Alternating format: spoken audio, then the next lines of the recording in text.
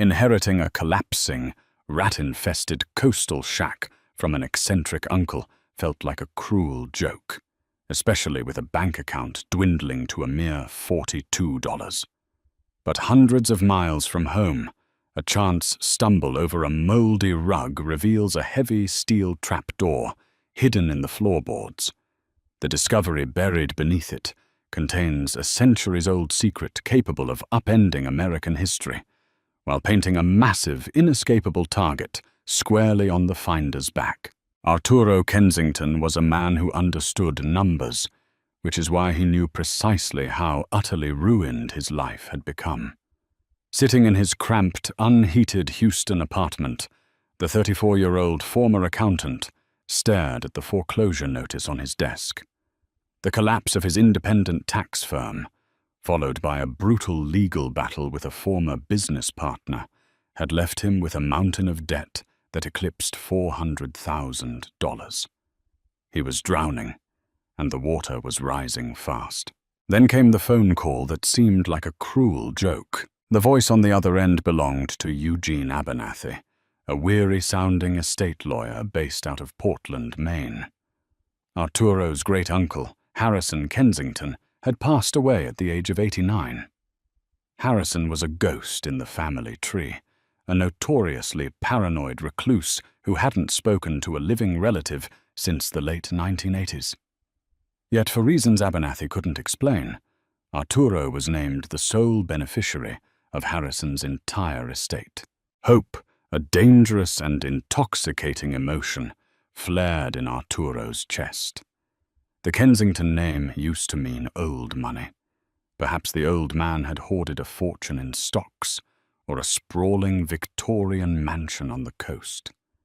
Arturo scraped together the last of his credit, rented a heavily dented sedan, and drove 22 hours straight to the remote, fog-choked fishing village of Oakhaven, Maine. He arrived with visions of salvation. What he found was a monument to decay. The estate was located at the very edge of Widow's Point, a jagged peninsula of black rock constantly battered by the churning, freezing Atlantic. Sitting precariously on the cliffside was a shack. It was a miserable, asymmetrical structure of rotting, salt-bleached wood and a sagging tar paper roof. The front porch leaned so heavily to the left, it looked as though it were preparing to dive into the ocean. The air around it smelled violently of dead fish, rotting kelp, and decades of neglect. Arturo stood in the freezing drizzle, staring at his inheritance. This wasn't salvation. This was a punchline. He unlocked the front door, using the rusted iron key Abernathy had mailed him.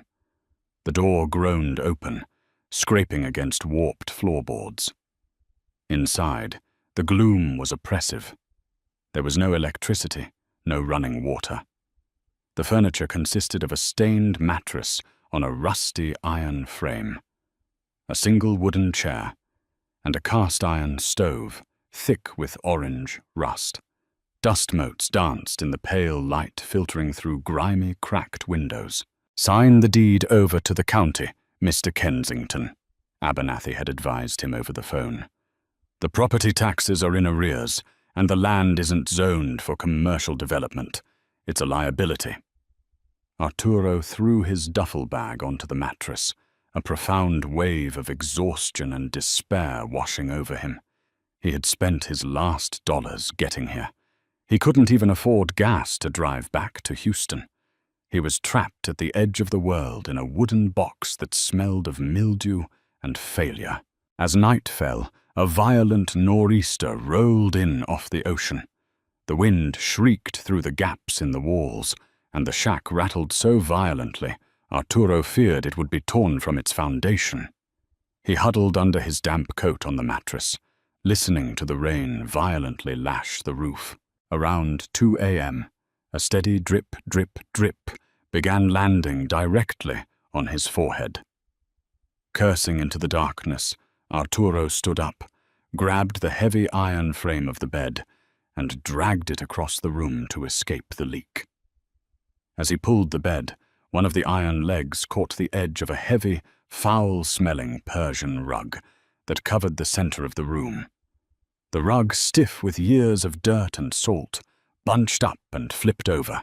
Arturo's foot slipped on the bare floorboards underneath, but instead of the dull thud of wood, his boot struck something hard, something that produced a hollow, metallic clank. He froze. Fumbling in his pocket, he pulled out his smartphone, using its weak flashlight app to pierce the gloom. He aimed the beam at the floor. There, perfectly flush with the rotting floorboards, was a heavy square of blackened steel. It was bordered by thick rivets, and in the center lay a recessed, heavy iron pull ring. It looked like a hatch from a submarine, completely incongruous with the flimsy, rotting wood of the shack. Arturo's heart hammered against his ribs. He knelt, tracing his fingers over the cold metal. It was locked down with a heavy, modern brass padlock, a master lock that looked entirely out of place, seemingly installed within the last few years. He needed to get it open. Arturo searched the shack frantically. Near the rusted stove, he found a heavy iron fireplace poker. Returning to the hatch, he wedged the pointed end of the poker into the shackle of the padlock. He leveraged his entire body weight against the iron bar. His muscles screamed, the rusted poker biting into his palms. With a sharp, violent crack, the brass lock shattered. Arturo tossed the poker aside. He grabbed the iron pull ring with both hands, planted his boots on the floorboards, and pulled. It was incredibly heavy, protesting with a screech of long, dormant hinges. As the steel door swung upward and fell back against the floorboards, a rush of air hit Arturo's face. It didn't smell like damp earth or mold. It smelled like dry dust, old paper, and something metallic. Aiming his phone's flashlight down into the abyss, Arturo saw a set of perfectly constructed concrete stairs leading down into total darkness. Arturo descended slowly, the concrete cold and slick under his boots. The stairs went impossibly deep, far deeper than the shallow foundation of the shack above would suggest. He counted 30 steps before his feet hit a solid, level floor. He swept the weak beam of his phone around the space, his breath catching in his throat. This was no root cellar. It was a massive, subterranean vault. The walls were lined with dry, meticulously laid red brick.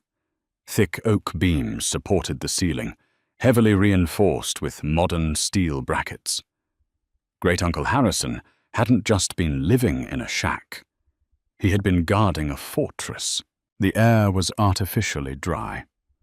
Arturo noticed a quiet, steady hum and traced it to a high-end commercial dehumidifier tucked into the corner, powered by a heavy-duty cable that disappeared into the brickwork, likely siphoning off the town's municipal grid illegally. But it was what filled the center of the room that made Arturo drop to his knees. Stacked atop wooden pallets were dozens of heavy, iron-bound strongboxes. Alongside them sat wooden crates, sealed with thick, cracked wax, and several large cylindrical objects wrapped tightly in canvas. Arturo crawled toward the nearest strongbox. The latch was unpadlocked, secured only by a stiff, rusted hasp.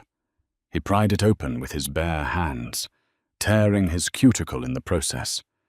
But he didn't feel the pain. He threw back the heavy lid. The light from his phone reflected off a sea of dull yellow. Arturo gasped, falling backward onto the dusty floor. He scrambled forward again, plunging his hands into the box. Gold. Hundreds, perhaps thousands of heavy, irregular gold coins. They were cold, heavy, and undeniably real. He picked one up, bringing it inches from his face. It bore the profile of King George III. The date stamped on the bottom read, 1776. Arturo's mind raced, struggling to process the impossible reality. Beside the gold lay a leather-bound ledger, its pages brittle. He carefully flipped it open.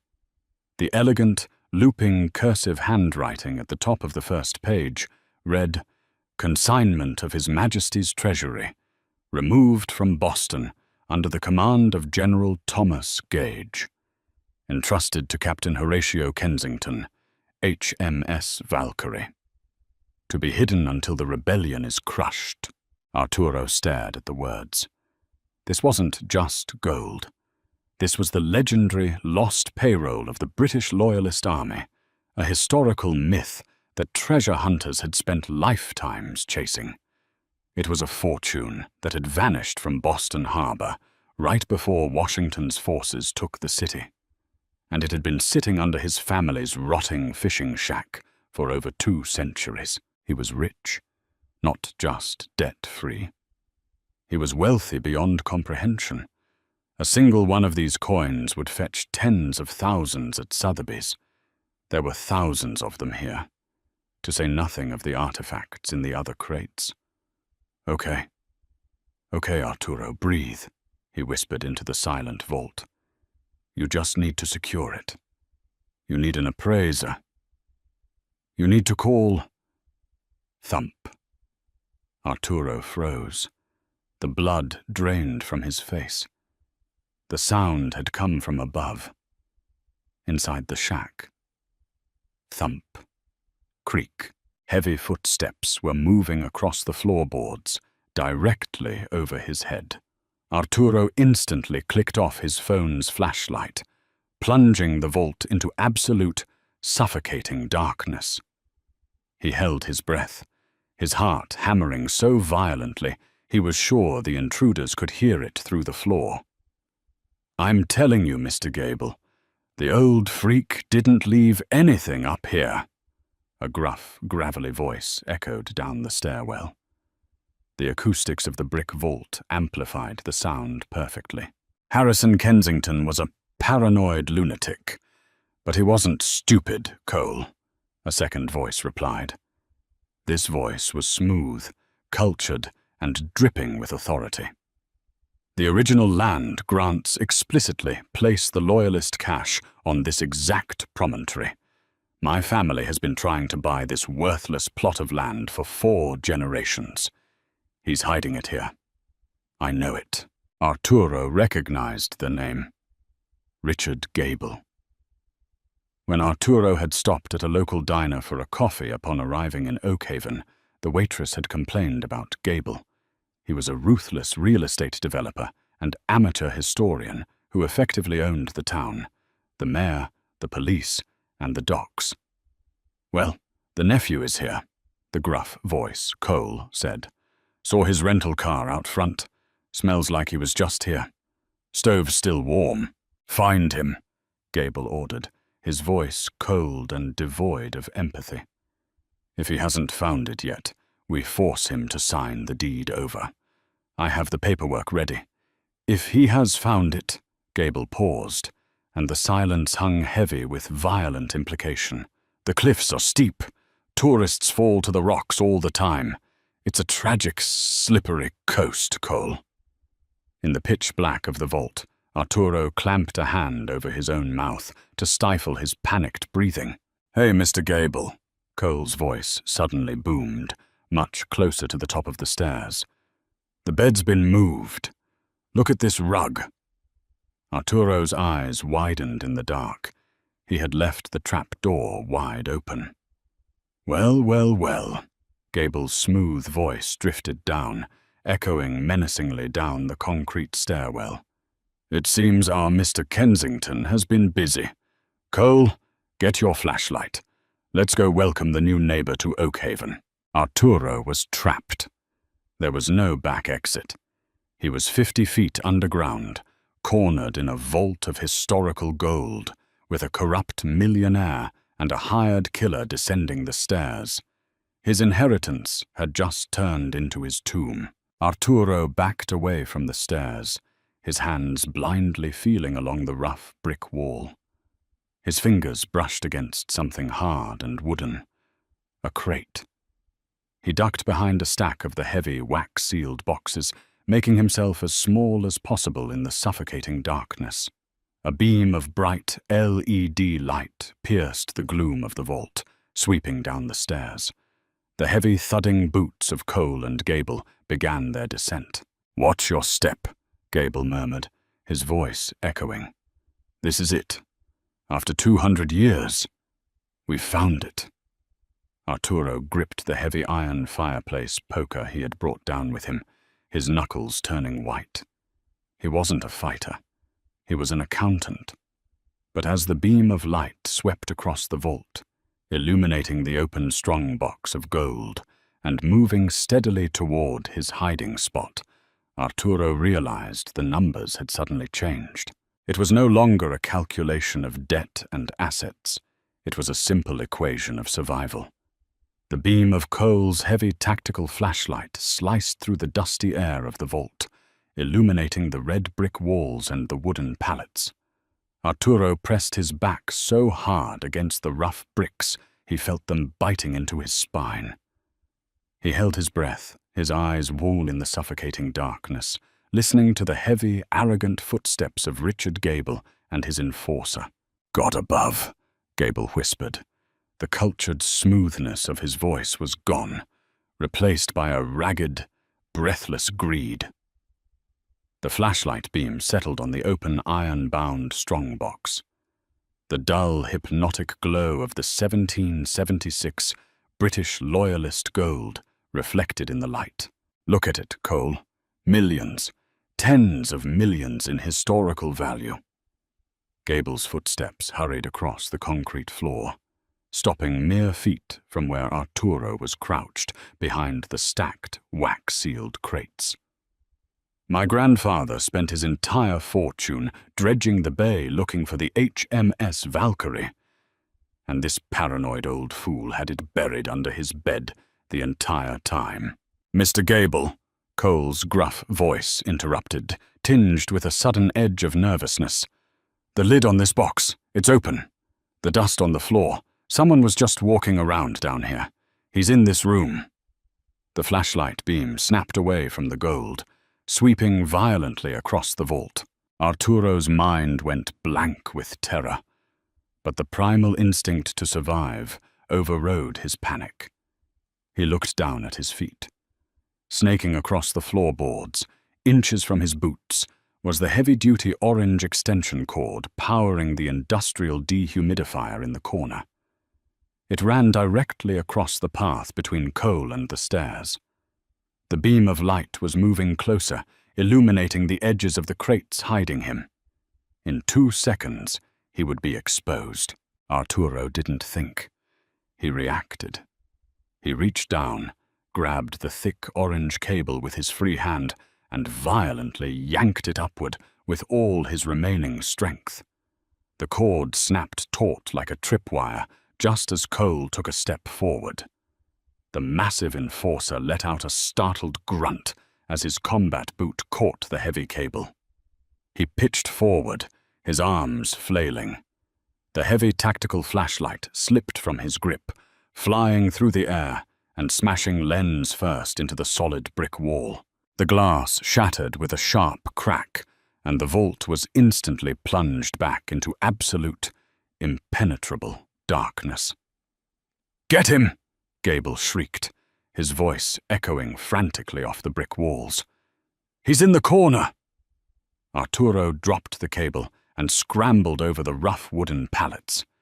He knew he only had a few seconds of confusion before their eyes adjusted to the pitch black, or before they pulled out a phone light. He heard Cole cursing violently, scrambling on the concrete floor. Arturo stayed low, crawling frantically toward where he knew the base of the concrete stairs was. His knee slammed into a hard wooden edge, sending a flare of pain up his leg, but he pushed forward. "I've got a lighter!" Gable yelled over the chaos. A moment later, the small, flickering orange flame of a Zippo lighter illuminated the center of the room. The dim light caught Arturo just as he reached the bottom step. "There!" Gable pointed. Cole lunged out of the gloom like a massive, angry bear. His thick hands grabbed the fabric of Arturo's coat, yanking him backward with terrifying force. Arturo stumbled, dropping the heavy iron fireplace poker. Desperation fueled Arturo's next move. As he fell backward, he planted his left boot squarely into Cole's chest and kicked out with everything he had. The blow winded the larger man, breaking his grip. Arturo scrambled on his hands and knees up the concrete steps, tearing his fingernails on the rough stone. "Don't let him out!" Gable screamed. The Zippo flame shaking in his hand. Arturo reached the top of the stairs, his lungs burning, his heart hammering against his ribs like a trapped bird. He threw himself onto the rotting floorboards of the shack, grabbed the heavy iron pull ring of the steel trapdoor, and heaved it upward. The door was impossibly heavy, but adrenaline is a powerful equalizer. As Cole's heavy boots began thundering up the concrete steps beneath him, Arturo slammed the steel hatch down. Clang! The sound was deafening. Arturo immediately threw his body weight on top of the door. From underneath, a massive force slammed into the steel as Cole tried to push it open. Arturo was thrown a few inches into the air, but the door held. Frantically, Arturo scanned the edges of the hatch in the dim moonlight, filtering through the shack's windows. Great-Uncle Harrison had been paranoid about people getting in, but he had also installed a fail-safe to keep people down. A heavy, sliding iron deadbolt was mounted to the floorboards, designed to lock the hatch from the outside. Cole hit the door again from below, roaring in frustration. Arturo slammed the iron deadbolt home, the rusted metal screeching in protest before locking securely into place. Arturo collapsed onto the moldy rug, gasping for air. Beneath him, the muffled, enraged shouts of Richard Gable and Cole echoed through the floorboards. They were trapped 50 feet underground in a soundproof brick vault, but Arturo knew he wasn't safe yet. Gable effectively owned the Oakhaven police force. If Arturo called 911, the responding officers would likely shoot him for trespassing and quietly release their wealthy benefactor. Arturo needed leverage. He needed an authority that Gable's money couldn't reach. He stumbled out of the rotting shack into the freezing Maine rain, threw himself into his dented rental car, and locked the doors. Reaching into his pocket, he pulled out his phone and the single object he had managed to grab before the chaos began: one heavy 1776 British Loyalist gold coin. He didn't call the local police.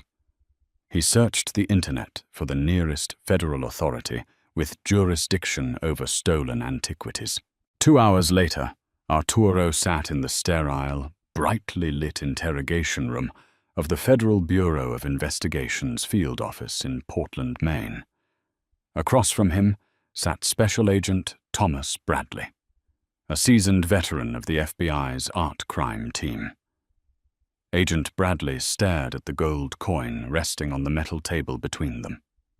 He picked it up with a gloved hand, examining the worn profile of King George III under the harsh fluorescent lights. "You are telling me," Agent Bradley began, his voice slow and deliberate, "that you have Richard Gable, the CEO of Gable Coastal Developments, locked in a subterranean vault under a fishing shack, surrounded by the lost payroll of the British Loyalist Army." "Yes, sir," Arturo replied, his clothes still damp, his hands shaking slightly from the fading adrenaline. "And he explicitly threatened to throw me off Widow's Point. His man, Cole, assaulted me. If you send local cops, they'll cover it up. You have to send federal agents. Now!" Agent Bradley looked at the coin, then back at Arturo. He picked up his desk phone. "Get me the director. We're authorizing a tactical raid on Widow's Point. And bring the Historic Preservation Unit." What followed was a spectacle that the quiet town of Oakhaven would talk about for decades. Just before dawn, a convoy of 6 black tactical SUVs tore down the narrow, winding coastal road to Widow's Point. Heavily armed federal agents breached the rotting shack. When they threw back the rug and unbolted the steel hatch, they found Richard Gable and Cole shivering in the damp chill of the vault, surrounded by a fortune they couldn't spend. Gable tried to threaten the agents, citing his wealth and local influence. Agent Bradley simply read him his Miranda rights and slapped him in federal handcuffs. The subsequent investigation tore the lid off Oakhaven's dark underbelly. Gable's arrest triggered a massive audit of his development company, revealing decades of bribery, intimidation, and local corruption. But for Arturo, the real battle was just beginning. The battle for the vault. The legal complexities of finding a 200-year-old British military fortune on private American soil were staggering. The British government immediately filed a claim. The state of Maine invoked historic preservation laws. The Smithsonian Institution petitioned for custodial rights. However, Arturo's estate lawyer, Eugene Abernathy, proved to be far more ruthless than he initially appeared. Abernathy invoked a combination of the law of fines and complex maritime salvage laws, arguing that the HMS Valkyrie's cargo had been legally abandoned on private property during an act of war. After a grueling 14-month legal war, a federal judge handed down a historic ruling. A compromise was struck. The Oakhaven settlement, the Crown's cut.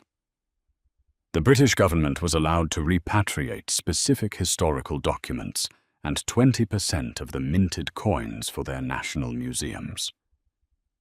The state's share. The state of Maine received several of the wax-sealed crates, which contained perfectly preserved colonial muskets and loyalist correspondence, establishing a new permanent wing at the State Museum. Arturo's reward.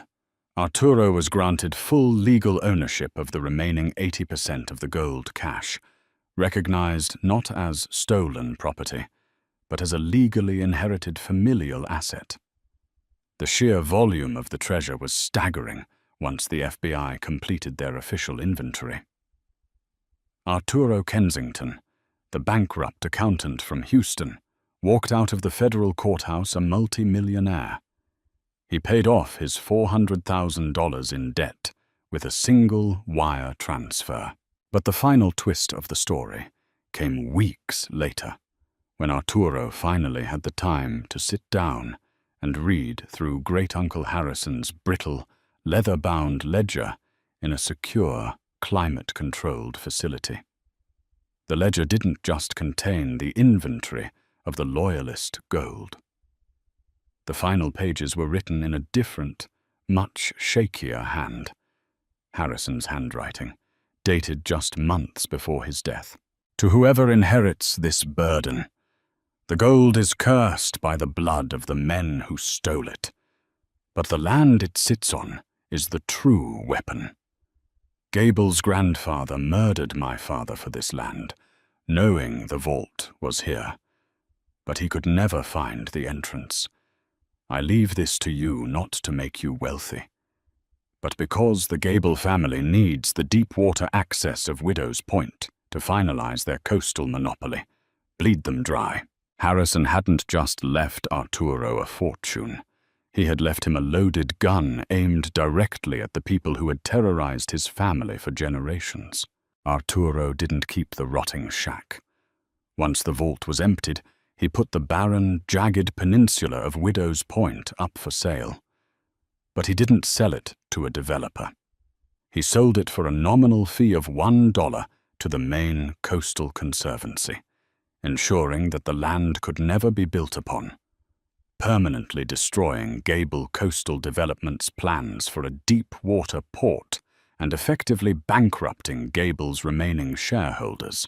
Arturo bought a quiet, comfortable house in the mountains of Colorado, far away from the ocean, the fog, and the suffocating greed of Oakhaven. He invested his wealth quietly, returning to his roots in accounting. But this time, he only managed one portfolio. His own. Sometimes, late at night, when the wind howled through the mountain pines, Arturo would close his eyes and remember the smell of salt air, the cold touch of 18th century gold, and the hollow, metallic clank of a steel trap door hiding beneath a ruined rug. He had inherited rot and ruin, but beneath the surface, he had found the strength to rewrite history. Did Arturo make the right choice by handing the treasure over to the feds instead of selling it on the black market? What would you do if you found a secret historical vault under your floorboards? If this incredible true story of hidden secrets, betrayal, and sudden wealth kept you on the edge of your seat, hit that like button.